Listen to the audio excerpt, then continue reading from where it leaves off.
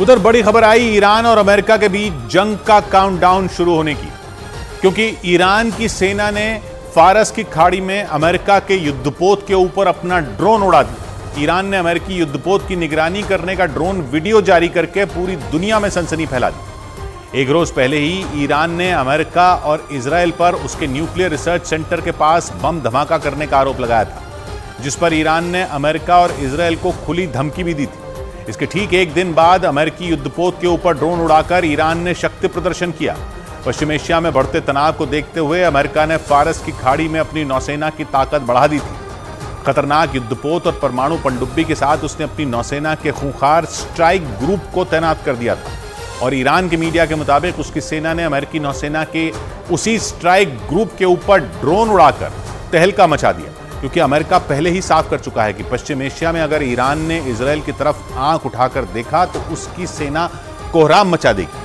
लेकिन इस बार तो ईरान ने सीधे सीधे अमेरिका की गर्दन पर हाथ डाल दिया।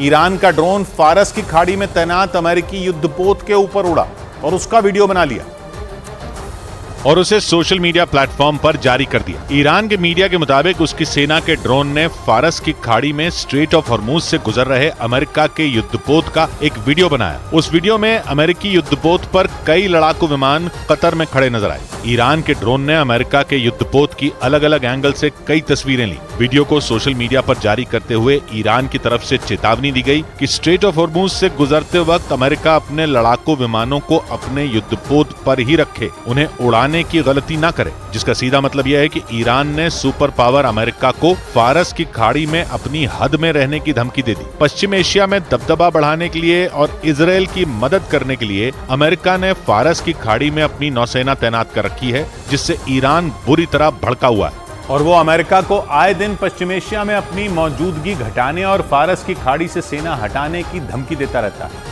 आशंका जताई जा रही है कि स्ट्रेट ऑफ हॉर्मूज से गुजर रहे अमेरिका के युद्धपोत का वीडियो बनाने के बाद दोनों देशों के बीच जंग की तलवारें खिंच सकती हैं और माना जा रहा है कि दोनों दुश्मनों के बीच फारस की खाड़ी जंग का मैदान बनेगी। इजराइल और हमास की जंग की वजह से पूरे पश्चिम एशिया में पहले ही हालात विस्फोटक बने हुए हैं। सिर्फ एक चिंगारी पूरे इलाके में जंग की आग भड़का सकती है और स्ट्रेट ऑफ हॉर्मूज में ईरान के कदम के बाद जो ताजा तस्वीर बनती नजर आ रही है, उसे देखकर लग रहा है कि अब तक दूर दूर से लड़ रहे अमेरिका और ईरान खुलकर जंग के मैदान में उतर सकते हैं, क्योंकि स्ट्रेट ऑफ हॉर्मूज फारस की खाड़ी के मुहाने पर है, जो कि ईरान के करीब है। फारस की खाड़ी के आसपास इराक, कुवैत, सऊदी अरब, कतर, बहरीन, संयुक्त अरब अमीरात और ओमान जैसे देश हैं। दुनिया में कच्चे तेल की सप्लाई का लगभग 20% स्ट्रेट ऑफ हॉर्मूज से होकर गुजरता है और ईरान अमेरिका पर दबाव बनाने के लिए बीते 4 साल में उसके कई कमर्शियल जहाज जब्त कर चुका है। लेकिन कहा जा रहा है कि इस बार ईरान ने अमेरिका के युद्धपोत के ऊपर ड्रोन उड़ाकर उसकी गर्दन को हाथ लगा दिया और माना यह जा रहा है कि 35 साल बाद दो कट्टर दुश्मन फिर से एक दूसरे से टकरा सकते हैं। बीते कुछ साल से अमेरिका और ईरान दोनों युद्ध की दहलीज पर खड़े हैं। हालांकि दोनों के बीच तनाव चरम पर होने के बावजूद फिलहाल ऐसी नौबत नहीं आई कि वो सीधे सीधे भिड़ ही जाएं। लेकिन बीते 3-4 दिन की घटनाओं ने दोनों कट्टर दुश्मनों को जंग के मुहाने पर लाकर खड़ा कर दिया। ईरान ने दावा किया कि 3 दिन पहले उसके इस्फहान न्यूक्लियर रिसर्च सेंटर के पास अमेरिका और इजराइल ने मिलकर धमाका करवाया था। ईरान के मीडिया के मुताबिक धमाका इतना जोरदार था कि अगर वो न्यूक्लियर रिसर्च सेंटर में हुआ होता तो पूरे ईरान में भयानक तबाही आ जाती। इस घटना पर भड़के ईरान ने अमेरिका और इजराइल को अंजाम भुगतने की चेतावनी दे डाली थी और स्ट्रेट ऑफ हॉर्मूज में अमेरिका के युद्धपोत के ऊपर ड्रोन उड़ाने की घटना को ईरान का पलटवार माना जा रहा है। यानी 35 साल बाद अमेरिका और ईरान युद्ध के मैदान में बिल्कुल आमने सामने आ चुके हैं। अमेरिका और ईरान पहली बार 80 के दशक में भिड़े थे। हालांकि उनके बीच सीधी लड़ाई नहीं थी। उस वक्त जंग ईरान और इराक के बीच चल रही थी। दोनों ने करीब 8 साल तक खाड़ी युद्ध लड़ा था। उस लड़ाई में अमेरिका इराक के साथ खड़ा था और इराक जीत गया था। लेकिन 35 साल में पूरी दुनिया में बहुत कुछ बदल चुका है। ईरान का कहना है कि आज का ईरान 35 साल पुराना वो ईरान नहीं है जो खाड़ी युद्ध में अमेरिका के हाथों हार गया था।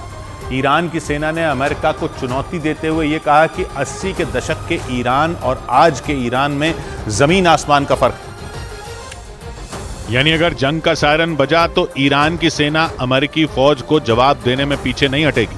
कतर के टीवी चैनल अल जजीरा के मुताबिक अमेरिका जैसे सुपर पावर को चुनौती देने वाली ईरान की सेना के पास आधुनिक हथियारों और शक्तिशाली ड्रोन का ऐसा जखीरा मौजूद है जो किसी भी जंग में बाजी पलट सकता है। अल जजीरा की एक रिपोर्ट के मुताबिक ईरान के पास 541 लड़ाकू विमान और 12 अटैक हेलीकॉप्टर वाली मजबूत एयरफोर्स है, जबकि उसकी नौसेना के बेड़े में 101 जहाज हैं, जिनमें 19 पनडुब्बियां भी शामिल हैं, जो दुश्मन को समंदर में डुबोने का दम रखती हैं। लेकिन सबसे खतरनाक हैं ईरान के ड्रोन, जो जंग के हालात में बेहद कारगर साबित होते हैं। अल जजीरा के मुताबिक ईरान की सेना के पास 300 किलोमीटर से लेकर 2000 किलोमीटर की दूरी तक मार करने वाले ड्रोन मौजूद हैं। यानी ईरान के पास ऐसे हथियार और इतनी ताकतवर सेना मौजूद है जो दुश्मन के छक्के छुड़ा सकती है। लेकिन माना जा रहा है कि पश्चिमी एशिया में अपने दबदबे को कायम रखने के लिए अमेरिका भी युद्ध में कूदने से पीछे नहीं हटेगा। इजरायल और हमास की जंग के दौरान अमेरिका ने पूरे के पूरे पश्चिम एशिया की किलेबंदी शुरू कर दी थी, क्योंकि उसे इस बात की आशंका थी कि इजरायल का साथ देने पर पश्चिम एशिया में उसके खिलाफ गुस्से का ज्वालामुखी फट पड़ेगा। और ऐसा होता भी दिखा, क्योंकि गाजा पर इजरायल के हमलों के दौरान इराक और सीरिया में उसके सैन्य ठिकानों पर हमले तेज हो गए। न्यूज एजेंसी रॉयटर्स के मुताबिक 17 अक्टूबर के बाद इराक और सीरिया में अमेरिकी सैन्य ठिकानों पर 74 से ज्यादा हमले हुए, जिनमें 36 हमले इराक में और 38 हमले सीरिया में अमेरिकी बेस पर हुए। अमेरिका का आरोप है कि पश्चिम एशिया में उसके ठिकानों पर हमले ईरान के इशारे पर हुए, क्योंकि इराक ईरान का न सिर्फ पड़ोसी है, बल्कि इराक की सरकार ईरान के काफी करीब भी है। इराक और सीरिया में चरमपंथी लड़ाकों के ऐसे कई गुट सक्रिय हैं जिन्हें ईरान पूरा समर्थन करता है।